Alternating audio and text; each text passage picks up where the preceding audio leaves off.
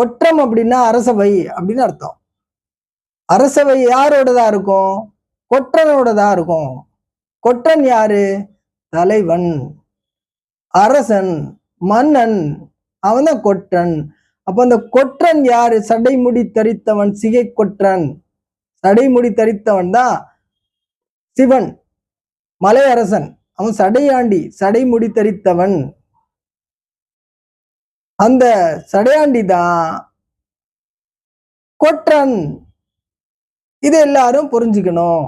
இறைவன் ஒருவனே, அவனுக்கு பல்வேறு பெயர்கள். இங்க பெயர்களை வச்சு வகைப்படுத்துறான், வேற வேற வகைப்படுத்துறான். இவன் இந்த நிலத்து கடவுள், அவன் அந்த நிலத்து கடவுள் அப்படின்னு வகைப்படுத்துறான். அப்படிலாம் கிடையாது. இறைவன் ஒருவன் தான். சூரிய ஒளி எல்லா நேரத்துக்கும் கிடைக்கும், அது அருள். இருள் அகற்றுவது அருள்.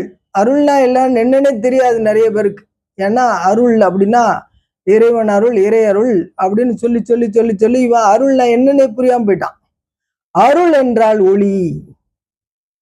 அந்த ஒளியை தருவது யார்? சூரியன். அந்த சூரியன் தான் பறை, பறை ஒளி, பறையில் இருந்து வரக்கூடிய ஒளி. அந்த பறையை பார்த்து தான் கைப்பறை உருவாக்கினான் மனிதன். அதே மாதிரியான வட்ட வடிவமாக உருவாக்கினான். இதையும் பறை என்றான், அதையும் பறை என்றான், சூரியனையும் பறை என்றான். கைப்பறையையும் மேளம் என்றான், அதையும் மேளம் என்றான். இதையும் மகுடம் என்றான், அதையும் மகுடம் என்றான். இது மாதிரி நிறைய. இதையும் கொட்டு என்றான், அதுவும் கொற்றவை, கொட்டும் அவை. கொட்டவை அப்படின்னா கொட்டம், அப்படின்னா கொட்டாரம். கொட்டாரம்னாலும் வட்டம். கொட்டகை அப்படின்னா வட்டம், வட்டமான ஒரு ஒரு குடில் அப்படின்னு அர்த்தம். கொட்டகை நிறைய சொல்றோம்ல நம்ம. இது எல்லாமே வட்டத்தை குறிக்கும். இந்த வட்டத்தின் மூலம் யார் அப்படின்னா சூரியன்.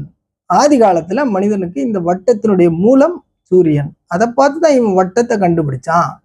அதுக்கப்புறம் தான் இயக்கத்தை கண்டுபிடிச்சான், சக்கரம் கண்டுபிடிச்சான், பானை கண்டுபிடிச்சான், நெசவு கண்டுபிடிச்சான், எல்லாம் கண்டுபிடிச்சான். அதுதான்